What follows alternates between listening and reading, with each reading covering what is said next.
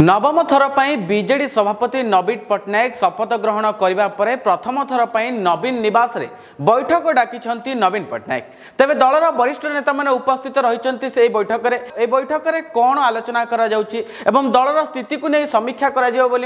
आशंका बेले वर्तमान समय दल जो कंदल सृष्टि होता किसी दिन पूर्व से कंदल को नहीं बर्तमान चर्चा हो कहीं देखिए जिते शनिवार जिते नवीन पट्टनायक शपथ ग्रहण करुले निर्वाचित होते सभापति भाव से दल जो माने प्रिय थिले जो माने पूर्वर प्रिय थिले जेमिति कि रणेंद्र प्रताप स्वाई प्रफुल्ल मल्लिक एवं भूपेन्द्र सिंह नृसिंह साहू एवं सना महकुट जो भाया नवनिर्वाचित विधायक माने उपस्थित थिले जो कथा को नहीं वर्तमान समय से समय अनेक आलोचना करागला एवं यही नेता माने खास कर बीजेडी कौन पे बीजेडी कौन गोटे बड़ कार्यक्रम में बैठक में जोगदेलेनी एवं प्रफुल्ल मल्लिक भली नेता से बयान देते मत जेहेतु डका गलानी मुझे जगह उपस्थित रही तेज प्रथम थर पर जो नवम थर पर सभापति होती नवीन पट्टनायक से प्रथम थर पर बैठक कर बैठक में किए किए जोगदे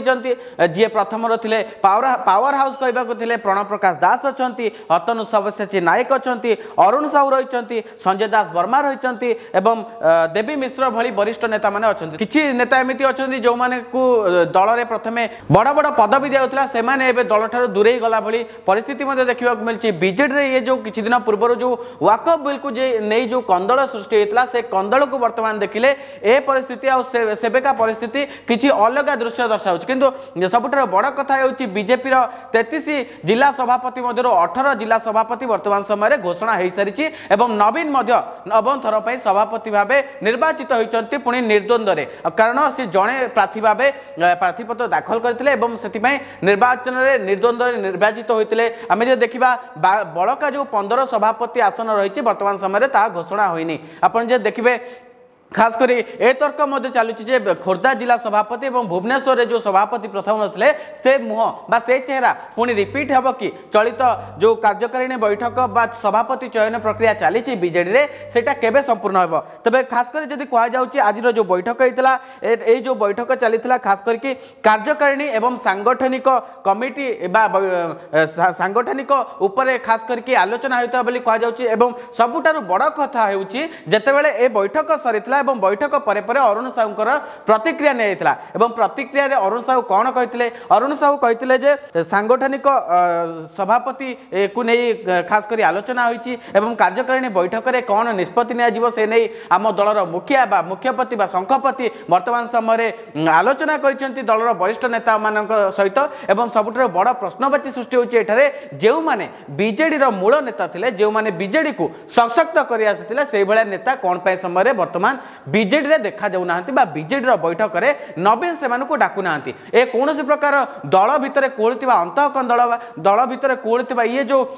समस्त मध्य असंतोष वर्तमान समय पदारे पकाउची एवं जेहेतु बीजेपी वर्तमान समय बीजेडी वर्तमान समय प्रमुख विरोधी दलर भूमिका प्रथम थर पर ग्रहण कर विरोधी दल में सभापति दायित्व क्या हाथ में दिज्व दलर सांगठनिक जो स्तर रही भित्ति प्रस्तर स्थापन करेंगे क्या कांधरे गुरुत्वपूर्ण दायित्व मान दिज्व से नहीं कल्पना जल्पना जारी रही किंतु एतेबेले अरुण साहू जो आउ गोटे बड़ बयान देते से बयान कौन से बयान कहते बीजेपी को सीधा सीधा कटाक्ष कटाक्षर कहते बीजेपी मास धरी बीजेपी सभापति घोषणा करुवा कहते वर्तमान पर्यंत घोषणा करें तबे ये सबुठ बड़ खबर जहाँ रही आज प्रथम थर पर सभापति नवम थर पर सभापति होगा प्रथम थर पर नवीन निवास बैठक डाकी जो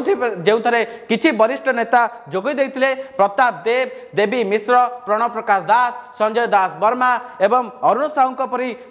बड़ बड़ नेता मैंने जोगदे बेले रणेंद्र प्रताप स्वाई प्रफुल्ल मल्लिक भूपेन्द्र सिंह नृसिंह साहू यही नेता मैंने वर्तमान समय उपस्थित नहांती तबे वर्तमान समय जो बैठक चली बैठक में जो निष्पत्ति निया तो किसी बैठक सरिबा पर ही सामना को आसिबो किंतु अरुण साहू जहाँ बाइट देते जहाँ प्रतिक्रिया देते जहाँ गणमाध्यम सामने प्रतिक्रिया देते वर्तमान समय आम दल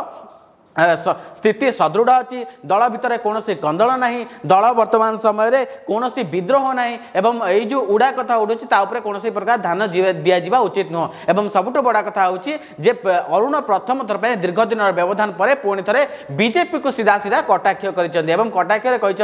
बीजेपी सभापति वर्तमान चयन हो पारनी बीजेपी अंतकंदल जोटा अच्छी पदारे पड़ुची दीर्घ दिन हम केंद्रीय नेतृत्व एवं बारंबार बीजेपी जी रही सभापति बारंबार कहवा पर वर्तमान समय कौन प्रकार निष्पत्ति नि बीजेडी राज्य सभापति घोषणा हो पारनी जहाँकि अधारे अटकी रही। देश विदेश कोण अनुकोण टेक्निक खबर देखंतु आम सह यूट्यूब फेसबुक और इंस्टाग्राम रे आमको देखंतु लाइक शेयर और सब्सक्राइब करने को आद्यम भूलंतु।